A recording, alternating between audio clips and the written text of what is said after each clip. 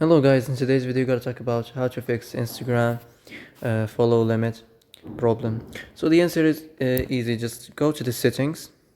Now scroll down to the apps section. Now go to the search and search on Instagram. And now go to the storage.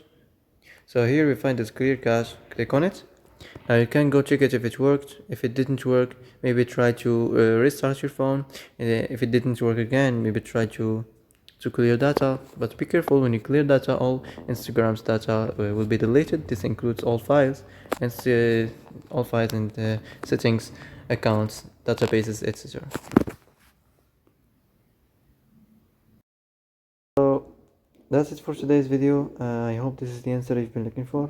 And if you like this video, don't forget to like and subscribe, and see you in the next video.